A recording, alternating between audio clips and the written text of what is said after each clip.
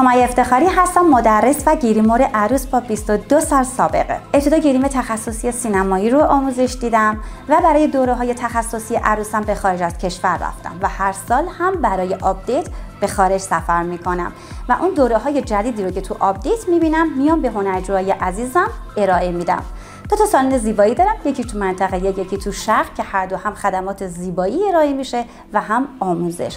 به هنرجوهای عزیزم مدرک فنی حرفه‌ای میدم که معتبرترین مدرک تو کل دنیاست. خیلی دوست دارم که از نزدیک ببینمتون.